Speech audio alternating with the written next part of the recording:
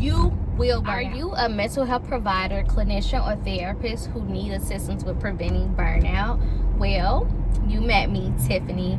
Come enjoy a day with me as a therapist who works for herself and learns how to multitask. I like to think of myself as a cool-ass therapist. I am true and authentic in who I am and what I provide for my families. Okay, good morning. We are getting Eva ready to walk out the door. For school. Yep, for school. And then we're gonna go see our first client. We're gonna go drop off some stuff to her. And so I'm a clinical therapist, but I work for early intervention. And so as an early intervention provider, you provide therapy a tad bit differently than you would in a clinical world. And so making sure your clients have resources is one of those things. It kind of reminds you of being a social worker. But yeah. So we're just getting her, finishing up her hair, which was done yesterday. I like to braid her hair on Sunday so that like she's fresh. And I like to keep the style for 2 weeks. And Eva chooses her own hairstyles. But yours does not. Like I let her go on Instagram and then she choose. And I choose this What one. look she wants. This bow is longer. If you're a millennial, you know how important these bows are. But I like not in the show. Come on to your baby hair. Oh, that's cold.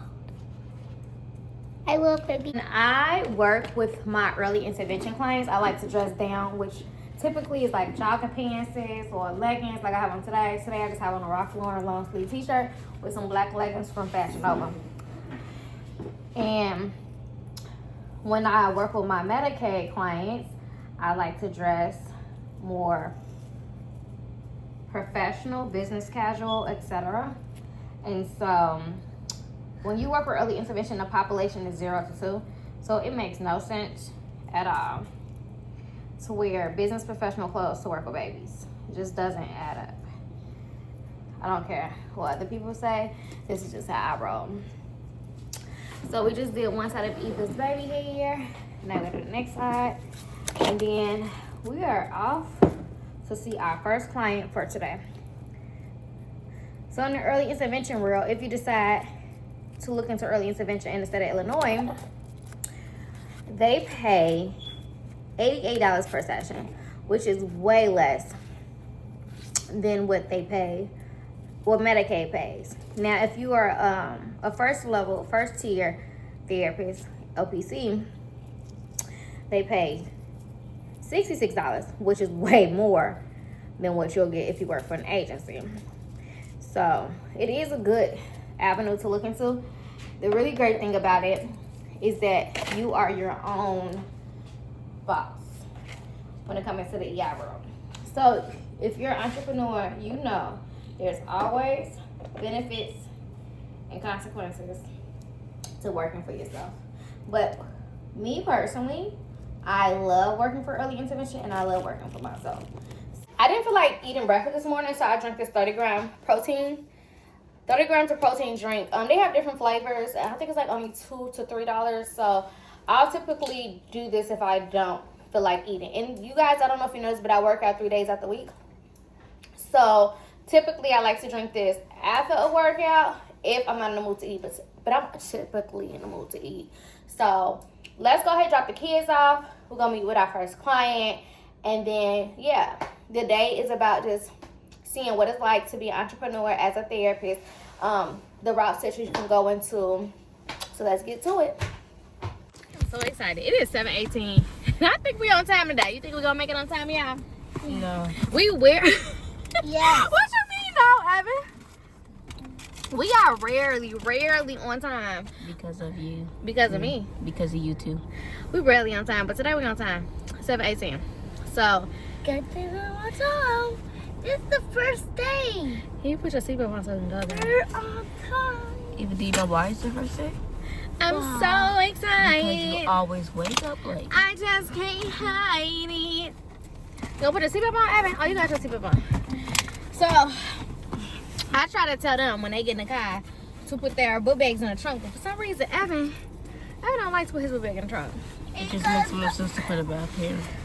Y'all, so when you are from a city that's real cold, your car is already warm. So that means you're not wearing your coat until you get outside. So I don't wear my coat when I'm driving. But we about to go ahead and drop these babies off and get to this money. Do y'all still say it? I don't know. I still say it. Get to the money. We get to the money, okay? Aight. My face hurt. It's so cold outside. It's so cold outside. Eva just fell on some ice. Now I was like, Eva, stop running. Walk, walk, walk. My child does not listen to words at all. So she fell. And this guy wanted to hit this dad wanted to action mode. He like picked her up off the ground. And yeah, she fell because she don't listen. I am a strong believer of natural consequences as a parent. I love natural consequences. I teach my parents this. And today was a great example of natural consequences. Mommy said, stop running. You kept running. You fell. I didn't have to do anything. Natural consequences. Now, of course, I held her in my arms as long as I could, which is why my face is probably frozen right now, because she needed comfort, and I gave her the comfort she needed. And I didn't say, "Oh, I told you so." I didn't say, "Oh, I told you so." I held her. I gave her empathy, compassion, and love. That's what she needed. But now I'm late to my client, so let's go see her. We are about to drop her off some school supplies because she starts school today. Now, early intervention therapists, clinicians provide resources and clinical therapy very similar to social work. And so that's the client we're gonna go see, an early intervention client. And then as soon as we drop off the supplies to her and talk to her for a few minutes, make sure she's good for her first day of school, then we're gonna go see another early intervention client for today.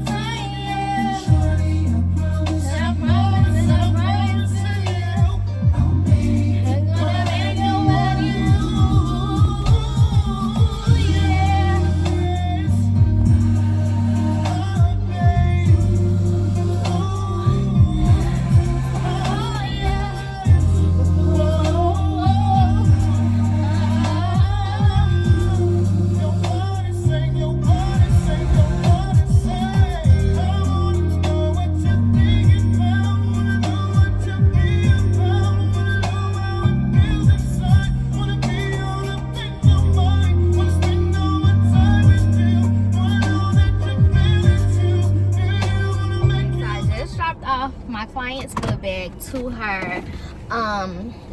So with early intervention, if you are in the state of Illinois, I don't know about any other state, this program does exist throughout all states, but I don't know what it's called, I don't know the qualifications. All I know about is Illinois. In the state of Illinois, you can become what is considered a social worker with your LPC, and if you have an OCPC, you can become what is called a psychologist, even though you're not a psychologist. So you can use a social work degree, counseling degree, psychology degree, and early intervention to provide therapeutic services. You could also have a BCBA to provide therapeutic services. Now, the way their early intervention works is they provide the service based off the family's needs. So, the client that I just saw, for example, that client needs resources and behavioral stuff. So, I see this client twice a week. I see them twice a week. So one session I focus on resources, the other session I focus on behavioral needs. So as you can see, today was a resource situation where I provided them with resources. And then when I see them later on this week, I'm going to do behavior. So we're going to focus on behavioral stuff. The reason I love early intervention is because I'm my own boss. Now, the negative with early intervention is you have to drive to clients. So if you're not big on driving, if you like to stay in one location, then this isn't it for you. But you have to drive to the locations, and then if you don't see a client, you lose out on money, which doesn't happen if you receive a salary job. So those are 2 negatives, but for me the benefits outweigh the negatives. So if you are using your first tier degree, they pay $66.80 per session, and that's only if you don't work with an agency. That's only if you work by yourself. If you work on an agency, they'll pay you anywhere between like $45 to $50 an hour. And then if you use your clinical license, they only pay $88, which is a loss, because if you were working with Medicaid clients, you could make $139 per session, so you're losing a lot of money there. But me personally, I love early intervention because it doesn't feel heavy. It doesn't feel like I'm working. I feel so good working with my clients. Even if they have hard stuff going on, it's just so lightweight. When I work with clients, and don't get me wrong, these clients have experienced trauma. For instance, this is the DCFS case. But when I provide clinical DCFS trauma work, it holds me so hard. Like, I just can't think, I can't breathe, I can't sleep. Like, that stuff weighs on me heavy. So I need a couple of early intervention clients in conjunction with my DCFS clients, in conjunction with my Medicaid clients. It is very important to diversify your clientele when you work in our field, because you will burn out.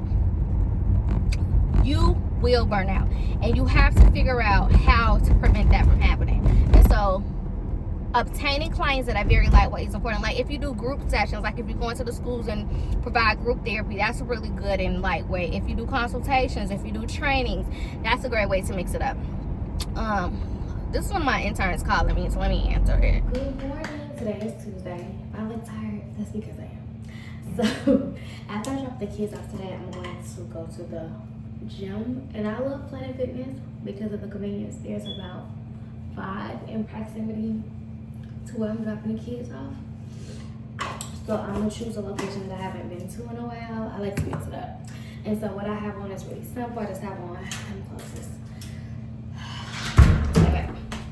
So what I have on is a really simple 2-piece with a sports bra. I like to take my jacket off when I have to warm up. This is very simple. And then I have on some, let me see, I'll just take it off. And these gym shoes are so comfortable. When I tell you, I feel like I'm walking on clouds. And I got these on sale for I think like $60, maybe $70, can't remember. Yeah, so I have a client at 8. I'm gonna see that client virtually while I park outside the gym. And then as soon as I finish with that client, go into the gym. And then after that, I don't have another client until about 12 o'clock. So during that time, I go to the gym, I eat, see the next client. So yeah, you just come with me, follow that, catch a flow. Mondays, I'm full of energy. Tuesdays, I'm exhausted because I do so much on Mondays. It's like I'm killing myself. And as you see, girl got her braid. Just got my braids. That's all I do is my braids that typically under my wig. I just throw it out. It makes no sense to wear a wig at the gym, and I'm going to sweat out. Okay, kids are dropped off at school. We're about to run to O'Reilly's because I lost my day. I lost my left windshield wiper when I washed the car the other day. So I tried to go to the AutoZone. Y'all know Advanced Autos, all of those are closing or whatever. So I tried to go there because I'm like, okay, I should get a deal. But they were closed when I went, even though they were supposed to open. Put the wiper blade on myself. Now I know that the employees can put it on, but that employee was in the store by himself. So I'm gonna wait until my husband comes home and just have him do it.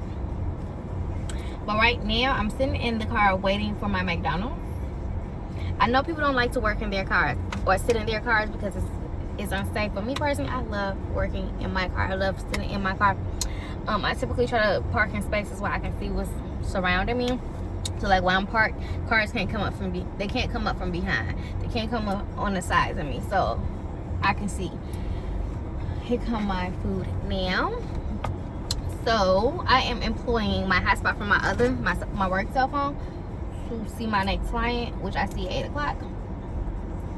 Y'all, it's cold outside. It's snowing outside. It's 19 degrees. People are walking so slow. Good morning. Do you know if there's jelly in here? I don't know, honey. Do you want to pass by for the window? They can give you some. Yeah, no, I'm working from here. So is there any other way to get the jelly? Because there's no jelly. Oh, do you ask for the jelly? Yeah. And I asked strawberry. Thank you. She just don't want to come back out. Which I can't get out. It's cold outside, but I need jelly. One of my things is I'm big on ask for what you want. Ask for what you want. Closed mouth don't get fed. Okay.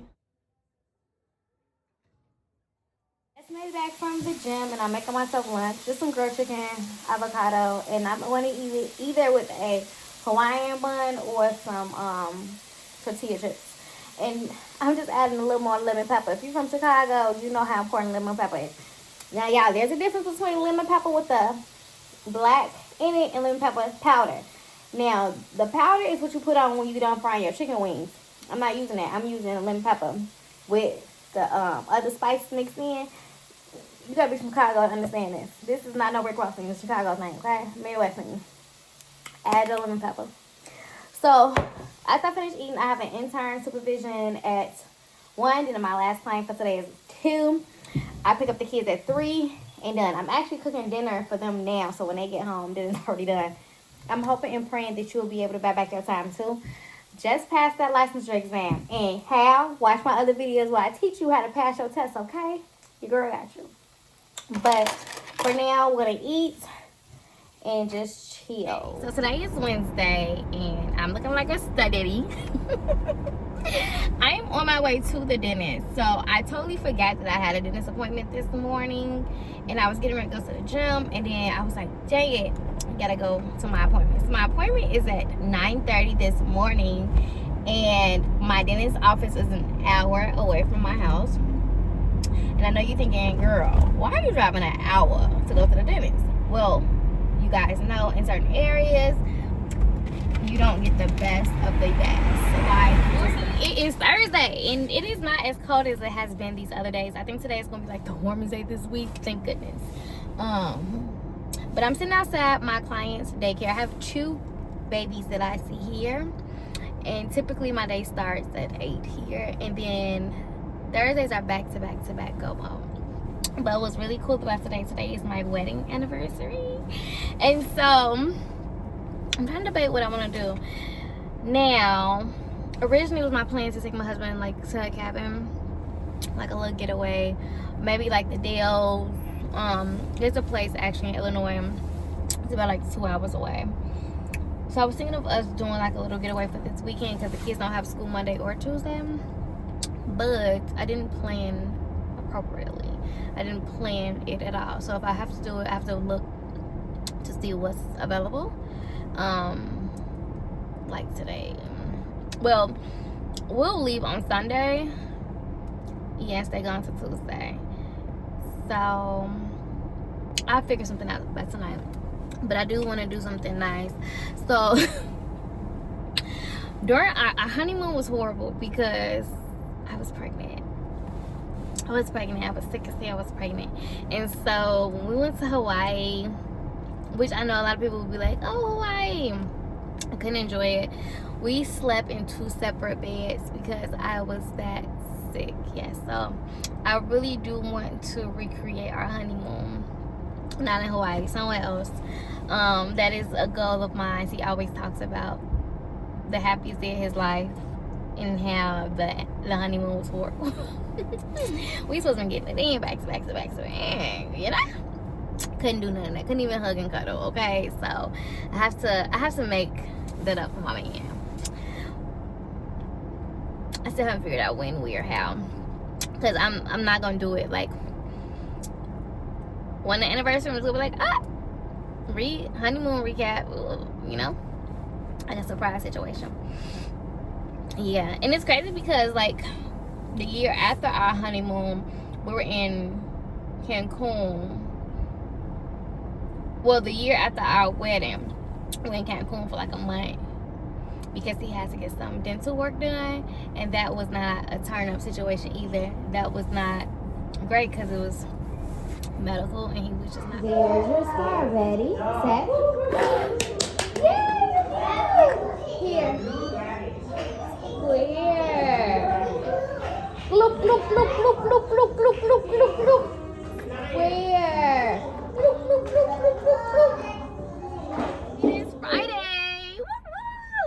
I'm sitting outside a pole class waiting for it to begin.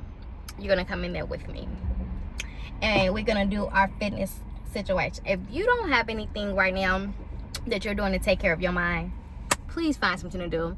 You guys know I go to the gym. I engage in my pole classes. My goal is to add Pilates in February. I'm waiting until I switch over my interns. So the clients that I have for early intervention social work, I want to swap them over and get them to my interns. And so once I do that, then that will alleviate my schedule. Currently, I really only want to work with Medicaid clients, private pay clients, or clients that pay more than what early intervention is paying. I talked about this already, but losing out on $40 an hour does not make sense to me when I have interns who can provide that service and still make $40 off of what they're making. And so yes, the goal in therapy is to help community, yes, but when you think about systematic racism, which I'm really big on, money matters. So why would I make less money when I can make more money doing the exact same thing? It just doesn't make sense. It is not valuable of my time, and it's not good for my mental health. And trust me, I train my therapists quite well, so that they're providing really great services. You remember when you was an intern, you didn't know what you was doing? Now my interns know what they're doing. My interns, what they're doing, they can't even see a client until I am sure that I know that they know what they're doing. I make them complete a number of trainings before they can even get into the fields, get into there and do what they're supposed to do. So let's go ahead, go in here and get our little sweat on. Okay?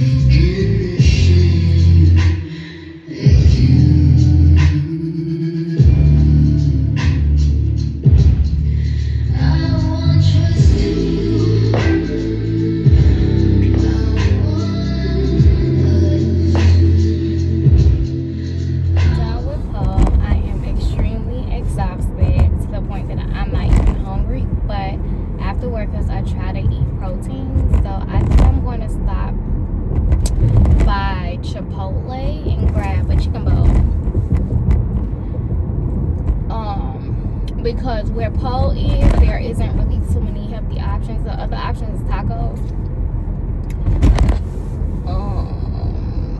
Or I can get in Italian beef with Portillo's. Maybe, to be honest, I'm not hungry. So when I'm not hungry, I can't even think of something to eat. You guys, I like to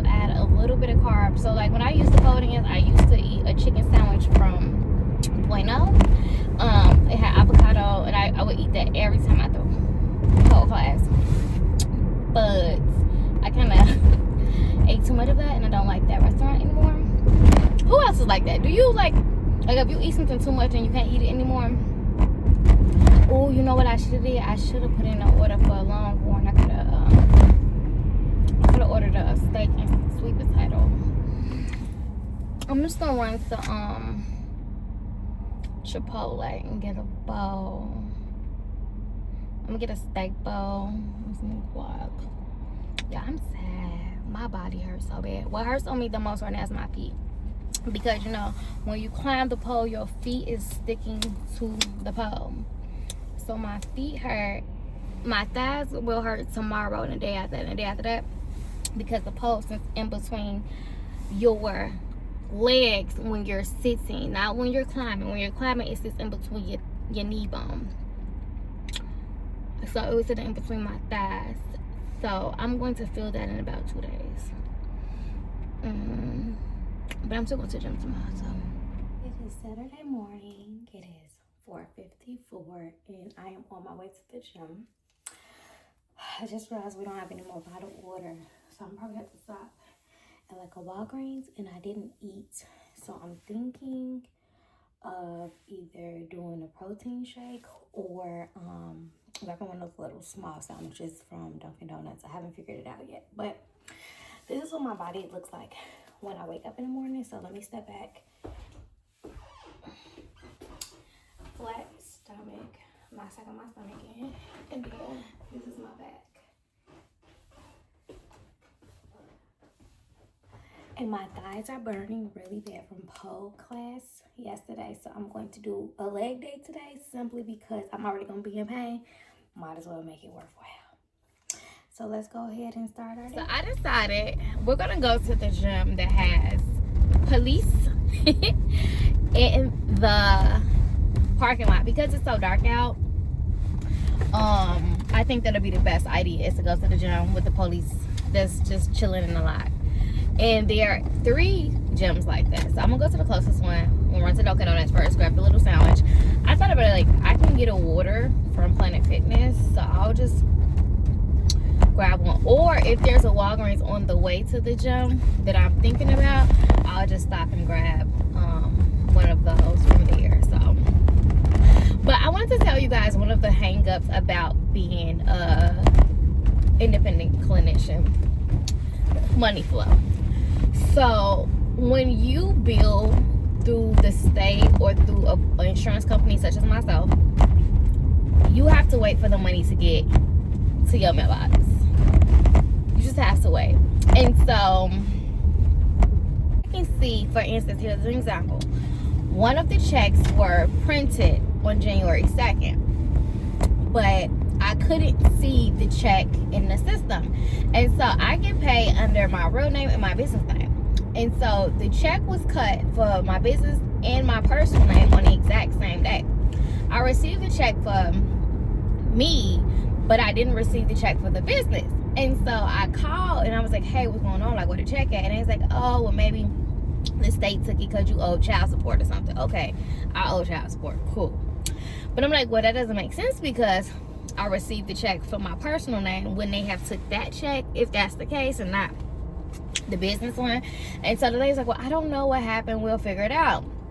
So I call again the next day and they say, oh, you're talking about the check for this amount? Yeah, we're going to mail it out today. Today was January 16th. So if the check was paid out on the 2nd, why are you guys just sending down the 16th when the other check that was paid out on the 2nd I received? And so that becomes an issue because if you're thinking to yourself, hey, this is how I budget my money, you're going to be in trouble. Same thing with Blue Cross Blue Shield. They take about 2 to 3 weeks to send out their checks too. The issue I have as a clinician is I hate billing. Billing is so easy. It's so easy, but I just hate doing it. So what I'm going to have to start doing is every Saturday, which when I get done from the gym, exactly what I'm going to do. I'm going to get on my computer and I'm going to start billing for the week. And I prefer to do it like a lump sum. So, like I can get a big check. Like $2,000-$3,000 checks are better to me than $200-$300 checks. But at this point, I can't do that no more. I have to have my money flowing. So if you have a reserve, and I really highly recommend, if you're going to go independent, make sure you have a lump sum of money to the side. Like if you can file your taxes and you get taxes back, put that money to the side. If you are okay with applying for a business loan and using that money to keep you afloat, do that. Me personally, I cannot do business loans because I am horrible. When I say horrible, I'm horrible with paying back money. Don't give me no money, because I'm gonna think it's mass. So I don't mess with business loans at all. But that's a downfall. Or if you say to yourself, I'm gonna start my own agency such as myself, and I want to be able to have so many people work for me, maybe you will save up so much of your income that you have coming in from somebody else, and then you'll use that to stay afloat. Or you can find an investor, somebody will be willing to invest into your business, because they do exist. And to be honest, I never even offered anybody the opportunity to invest in my business. People would tell me, when I would tell them what I want to do, they'd be like, oh, we can become partners. No, we ain't being partners. We ain't doing no, you can invest, but ain't no partnership over here. No, you can invest, you can give me a lump sum of money and tell me how I need to pay it back, and we can do that. But ain't nobody, no, I'm not partnering with anybody. No. No, thank you. No thanks. So think about that when you decide that you want to go independent. And I think that's probably one of the reasons why a lot of clinicians don't go independent, is because of that. And let me tell you, when I first was deciding to go into the independent world, I was looking for a job. So I did job hunting for like 2 months before I left where I was at. And so one of the places reached out to me, and he was like, hey, we had your resume on file for a while, we just wanted to see if you were still interested in the position. And I'm just like, and this happened to me twice. So once it happened with Friends Family Health Clinic, and then once it happened with TCA. So with Friends Family Health Center, that guy, oh my goodness, y'all, I wanted that job so bad. Let me tell you why. Because the physician that was in charge of the clinic was an African American woman from like 63rd, and I'm like, I need to be around her. I need her in my life. Like, she's gonna help me cultivate something inside of me. Like, the feeling that I got just being in her space was everything, and I'm like, I want to work under her. And so before I even took the interview for the job, the person told me that the job paid $80K. So I was like, okay, cool, that's what I want. Hold on.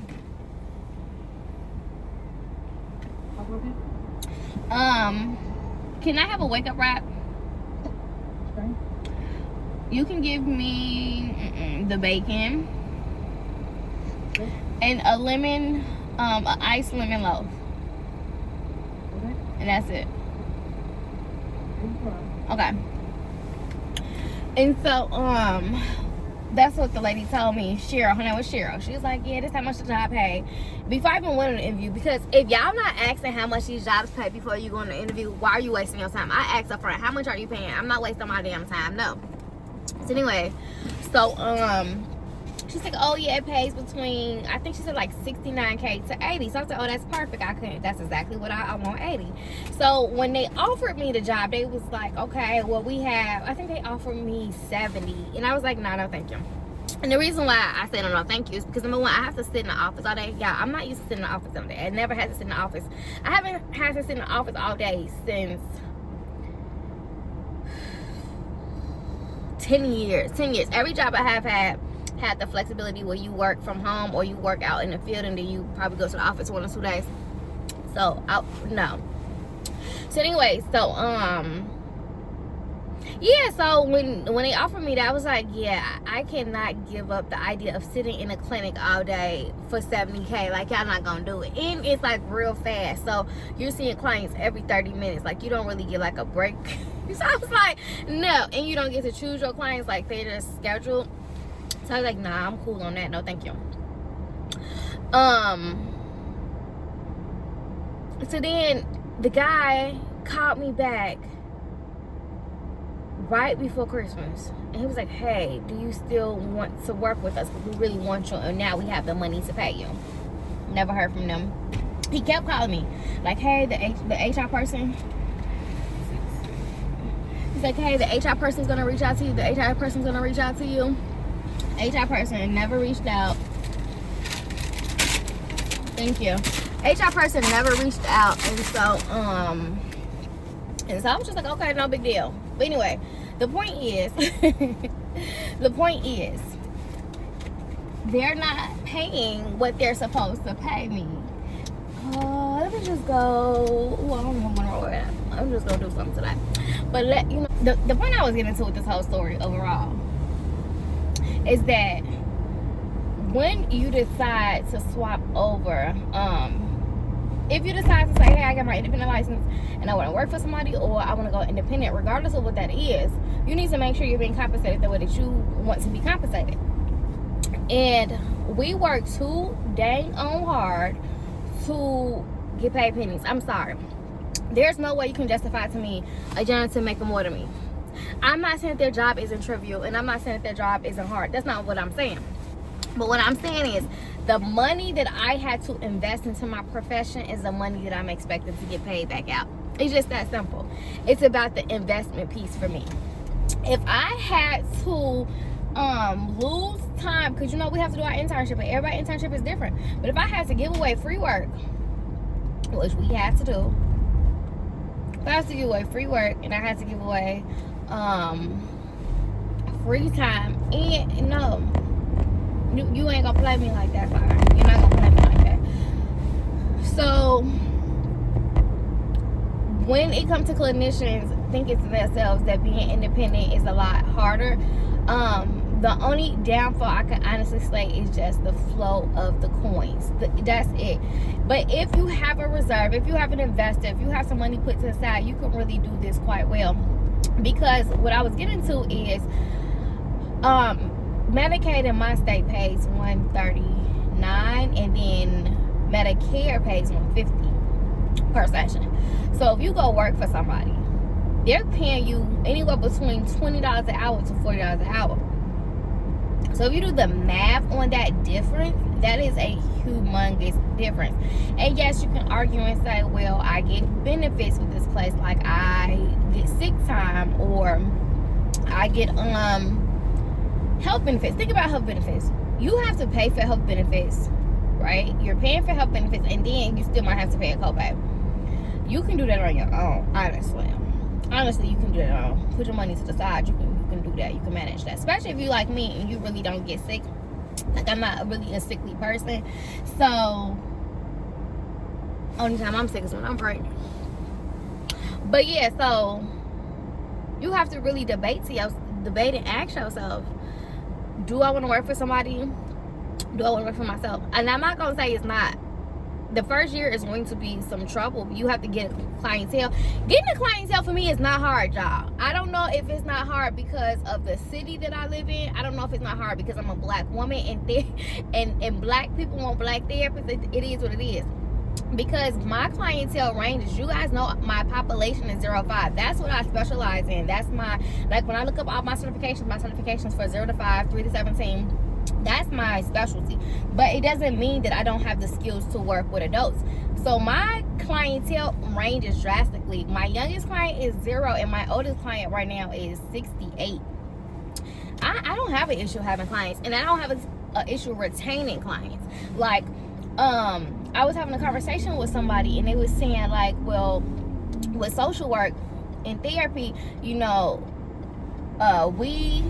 was basically saying, like, who can wait around for a client to show up and not come in and be consistent? And I said, well, technically, there's a chance that our clients are going to be consistent and then they're going to fall off. We already prepared for that. We know how that works. So we don't sit and wait for them, but we also don't say that they can't come back either. We move different. And so with all that being said, you have to do what's gonna work for you as a clinician. That's all I can say 1,000 times. Do what's gonna work for you. If you feel like, look, Tiffany, I can't wait 2-3 weeks for my money to come in the mail because I got a mortgage and I got this and I got that, I need to work with somebody. Okay, that's cool. Work for somebody, but make sure they paying you what you deserve. Please don't be taking no chump change. Not only because of yourself, but you're doing a disservice to everybody in the field. Because when they start to realize that we are not accepting these small amounts of monies, they're gonna say we need to increase the budget. And think about it from this perspective, especially not-for-profits. If you pay attention to how much not-for-profit CEOs make, vice VPs make, baby, you're going to sit there and be flabbergasted and say to yourself, well, why would I make the same amount of money that my clients are making? That makes no sense to me. So go ahead, work for somebody cool, but make sure they paying you, baby. Make sure they paying you. And I'm the type of person, I ask for a raise every year. So where the last place I was at, I received a $20K raise the year previously before I got my license. So I think they thought like, okay, when she got her license, she's not going to ask for another raise. I got a license, I want another raise. And they wouldn't give it to me. And honestly, I would have even took a 10K. I would have took 10K from him. I wasn't even going to be like, give me another 20. Go ahead, give me 10. I'll take that 10 and be cool with it. But they didn't even want to give me that. So it's like, okay, bye. They felt like, oh, because they were paying my tuition that, and they only gave me 5K for my tuition. But they felt like, oh, because they gave me 5K for my tuition, that goes towards my salary. No, that goes towards my tuition. That goes towards my tuition. No, I want it in my pocket. So, do what's right for you, but get your points, baby. Because you're the one that has to do the studying. You're the one that has to do the learning. You're the one that we take on so much as clinicians. Baby, get every penny. They getting it. And let's not talk about the hospitals and how much they making. Let's not talk about how much the insurance company's making. There's no way that y'all gonna sit here and play. And yes, yeah, we in a field that's not going anywhere for us. And people can say, oh yeah, well, AI can't take away therapy, because what makes therapy different from all the other fields is that rapport. That rapport is what makes us different from all the medical professionals. Like, doctors can go in there and be as rude as the fuck they want to. They don't have to get to know you. They don't need to know nothing about you. They don't build that. It's no humanity in their field, for real, for real. It's no human connection. We are going to end the vlog here, but as a clinician, I hope that you are taking the time out to make sure that you're good mentally. As you see, I work out. Fitness is my to-go-to, but do what works for you. And don't forget what I said. You work too hard to get to this point to make less than living wages, okay? So if you have any questions about how to transition, any questions about passing the test, any questions about starting your own therapy service, whatever that might be, go ahead and put that in the inbox, because the one thing about me is I am going to share all the knowledge that I have with you, because why not?